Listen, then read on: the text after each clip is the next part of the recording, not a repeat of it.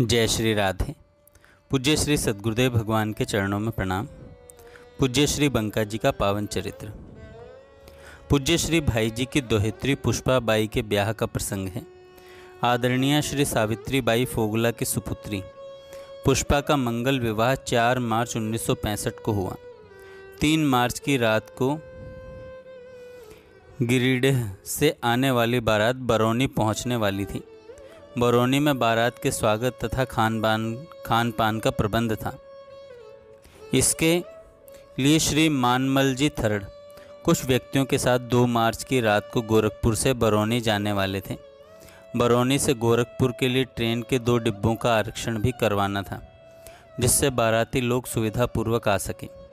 आरक्षण संबंधी कार्य के लिए श्री बंका जी को काफ़ी दौड़ धूप करनी पड़ी थी। बरौनी भी कई बार जाना पड़ा था। रेलवे अधिकारियों ने इसके लिए आवश्यक आदेश जारी कर दिए थे तथा इससे संबंधित सारे कागज लाकर उन्होंने बाबूजी को दे दिए। कागज प्राप्त करके बाबूजी ने कहा, अच्छा हुआ, यह काम भी सलट गया। श्री मानमल जी बरौनी जा रहे हैं, वे चतुर हैं, समझदार हैं, सारी व्यवस्था कर लेंगे।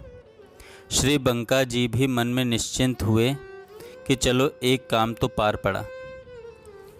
अचानक श्री मानमल जी का स्वास्थ्य थोड़ा ढीला हो गया, अतः उनका जाना स्थगित हो गया। उनके स्थान पर श्री सुशील जी मुंदड़ा का जाना तय हुआ।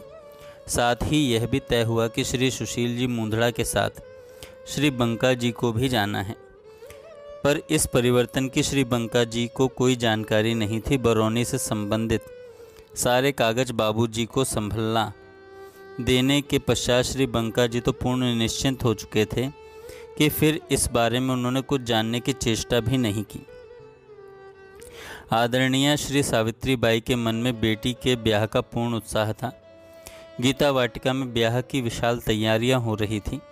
किसी के जिम्मे सारी व्यवस्था संभालने का काम था, किसी के जिम्मे मिठाई के बनाने का काम था, किसी के जिम्मे घर की सजावट का काम था, किसी के जिम्मे बारात के स्वागत का काम था। बाबूजी के सारे परिकर अपने अपने काम में संलग्न थे।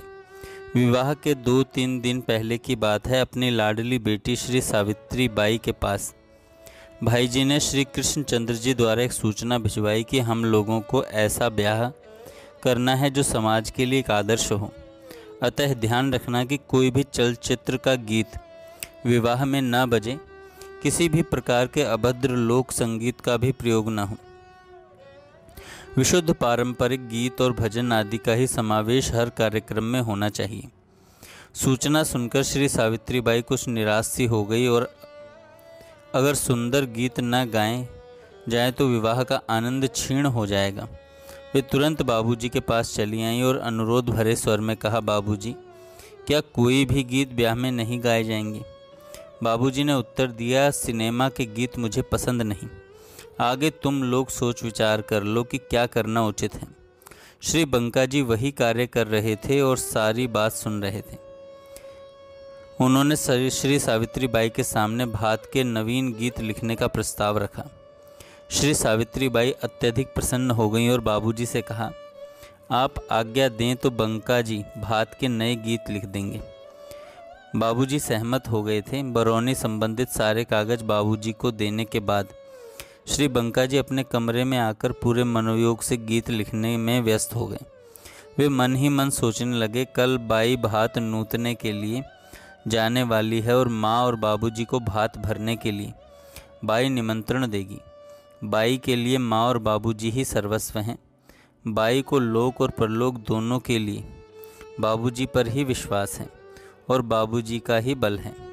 इन्हीं विचारों में डूबे हुए श्री बंका जी ने भात नूतने का गीत लिखा।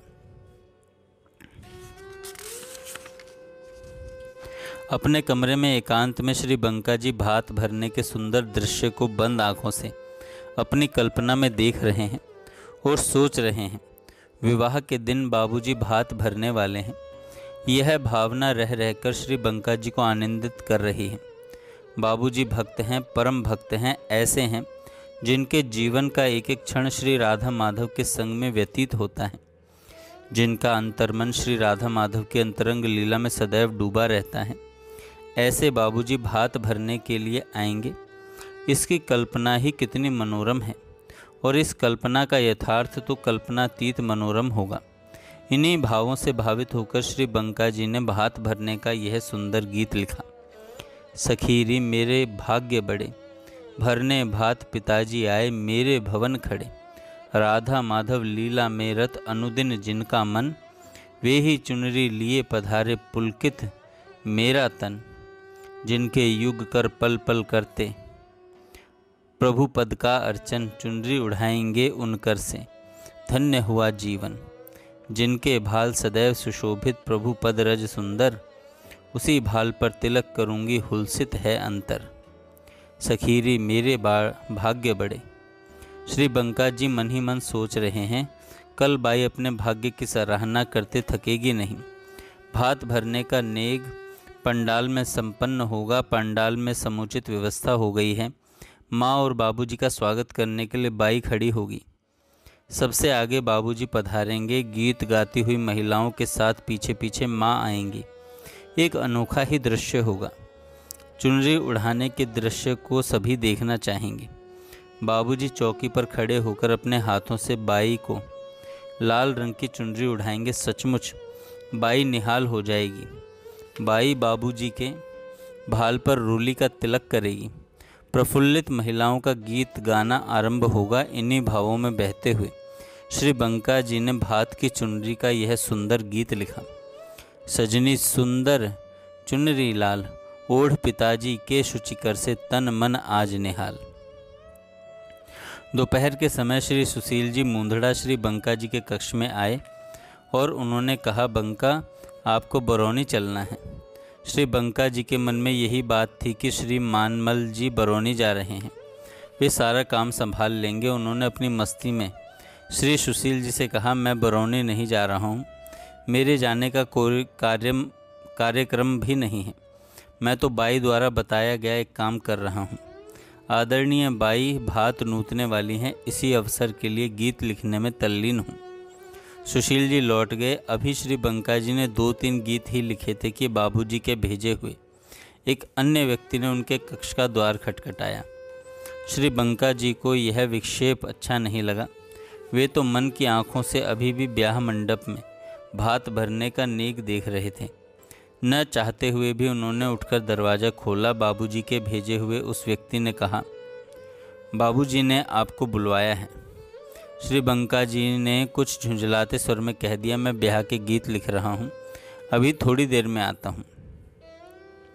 वह व्यक्ति चला गया। उसने बाबूजी से कहा, श्री बंका जी तो ब्याह के गीत लिख रहे हैं, थोड़ी देर बाद आएंगे। श्री बंका जी ब्याह के गीत लिखने में इतने अधिक तल्लीन थे कि बाबूजी के 3-4 बार बुलाए जाने पर भी उन्होंने कहला दिया कि बाई का काम करके अभी आता हूँ।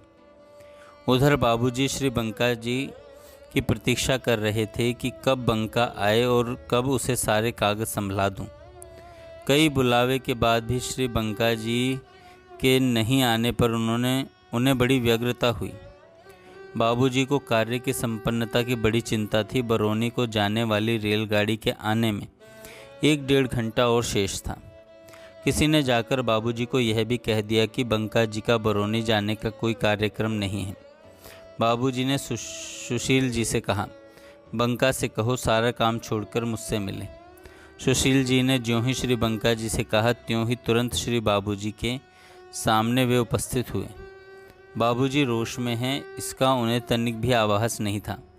उनके आते ही बाबूजी ने पूछा, तुमको किसने कहा कि बरौनी नहीं जाना है? श्री बंका जी ने सरलता से कहा, आपने। श्री बंका जी कुछ और भी कहना चाहते थे पर उन्हें अवसर नहीं मिला। आपने सुनते ही बाबूजी का रोष प्रकट हो गया। कमरे में वहाँ पूज्य श्री चिमनलाल गोस्वामी जी, श्री गुलाब राय जी, श्री सुशील जी आदि कई लोग उपस्थित थे। बाबूजी ने बुरी तरह डांटा, तुम मेरे सामने मुझसे झूठ बोलते हो। मैंने तुमसे कब कहा कि तुमको बरौनी नहीं जाना? मैं तो कब से तुम्हारी राह देख रहा हूँ कि तुम कब आओ, कब सारे कागज़ तुम्हें संभला दूँ। तुम्हारे लिए कई बुलावे भेजे। बंका जी चुपचाप खड़े रहे। बाबूजी की वाणी की कुछ तुतलाहट आवेश की अधिकता को व्यक्त कर रही थी। डांटना काफ़ी देर तक चलता रहा। बाबूजी की शुद्ध वाणी सुनकर श्री बंका जी के भावुक हृदय को बहुत दुख हुआ। झूठ शब्द सुनते ही उनके चेहरे का रंग उतर गया। भावों के स्वप्न राज्य में वे अभी ब्याह के मंडप में भात की चुनरी को ही देख रहे थे। वह कल्पना राज्य एक झटके में टूट गया और सामने अति क्रुद्ध बाबूजी को देखकर श्री बंका जी हक्के बक्के रह गए। श्री बंका जी को लगा उन्होंने बाबूजी की बात को ठीक प्रकार से सुना नहीं, अथवा सुनकर भी अपनी नादानी से सही प्रकार से समझा नहीं। ज्यों ही यह बात उनके मन में आई, उन्होंने बाबूजी से कहा, समझने में भूल हो गई। ऐसा सुनते ही बाबूजी सम हो गए, एकदम सरल शांत हो गए।